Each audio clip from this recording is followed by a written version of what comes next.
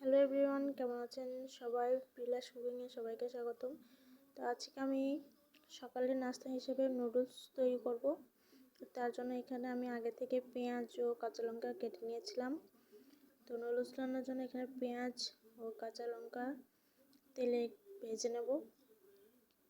সকালের নাস্তা হিসেবে নুডলস খুবই জনপ্রিয় একটি খাবার। এটা বাচ্চা থেকে বুড়ো সকলেই খুব পছন্দ করে। তো এখানে পেঁয়াজ ও কাঁচা লঙ্কাটা আমি একটু ভাজা ভাজা করে নেব। এরপর এখানে একটা ডিম ভেঙে দিয়ে দিচ্ছি। ডিমটাকে পেঁয়াজের সঙ্গে ভালোভাবে মিশিয়ে নেব। ডিমটা এখানে ভালোভাবে মিশিয়ে নিচ্ছি। ডিমটাকে ভালোভাবে ভেজে নিতে হবে, কারণ এটা কাঁচা কাঁচা থাকলে একটু গন্ধ লাগতে পারে। ডিমটাকে এভাবে ছড়িয়ে নিতে হবে, যেন ডিমটা গোটা গোটা পেঁয়াজের সাথে লেগে না থাকে। তাই একটু ঝুরঝুরে হয় এবং নুডলসের সাথে যেন ভালোভাবে মিশে, সেজন্য এখানে সুন্দর করে আমি ঝুরঝুরে করে ভেজে নিচ্ছি। ডিমটা প্রায় ভাজা ভাজা হয়ে গেছে। দেখুন, ডিমটাকে এভাবে সুন্দর করে ভাজা ভাজা করে নিয়েছি। এরপর আমি এখানে আগে থেকে সিদ্ধ করে রাখা নুডলসগুলো দিয়ে দিচ্ছি।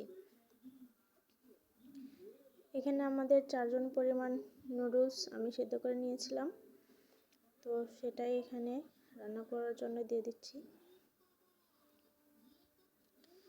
সকালের সবচাইতে ইজি রান্না বা সকালের সবচাইতে ইজি নাস্তা হচ্ছে নুডলস, যেটা সবার কাছে খুবই জনপ্রিয়। তো এইভাবে আমি নুডলসটা দিয়ে ডিম ও পেঁয়াজের সাথে ভালোভাবে মিশিয়ে নিলাম। এরপর নুডলসে নুন, হলুদ দিয়ে দেব।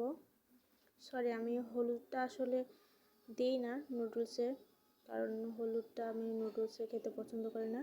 তো এখানে শুধুমাত্র নুনটা দিয়ে দিলাম। নুন দেওয়ার পর নুডলসটা ভালোভাবে মিশিয়ে নিচ্ছি, যেন নুনটা পুরো নুডলসগুলোতে ছড়িয়ে যায়। এ পর্যায়ে আমি চুলার আঁচটা একটু লোতে রেখেছি, যেন তলায় লেগে না যায়। এরপরে আমি নুডলসের মশলাগুলো দিয়ে দিচ্ছি। নুডলসের আসল টেস্টটাই আসলে এই মশলাতে, কারণ মশলাগুলো না দিলে নুডলসের টেস্ট পাওয়া যায় না। তো আমার মশলাগুলো দেওয়া হয়ে গেছে। এবার ভালোভাবে নুডলসটাকে আমি মিশিয়ে নেব। মশলাগুলো ভালোভাবে মেশানো হয়ে গেলে আমার নুডলসটা প্রায় রেডি হয়ে যাবে। তো আমি মশলাটাকে ভালোভাবে মিশিয়ে নিচ্ছি।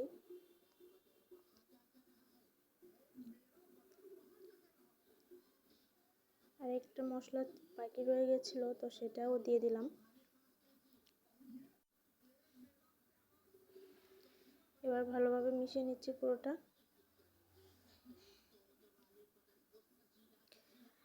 আমি এভাবে নুডলস রান্না করে খাই, তো আমি জানি না প্রত্যেকে এভাবে খায় কিনা, হয়তো খায় না।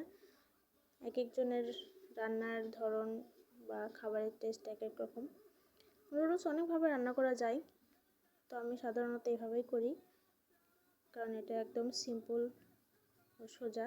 এছাড়াও শীতের বিভিন্ন সবজি টবজি দিয়েও নুডলস রান্না করা যায়। তো আমার নুডলসটা প্রায় হয়ে এসেছে। দেখুন, নুডলসটা অনেক ঝরঝরা হয়ে গেছে। তো এবার চুলার আঁচটা বন্ধ করে দিলাম। আমার নুডলস রেডি। দেখুন কতটা সুন্দর হয়েছে, একটার সাথে একটা মোটেও লেগে নেই, একদম ঝরঝরে নুডলস। তো চলে আসুন সবাই নুডলস খেতে। ধন্যবাদ সবাইকে।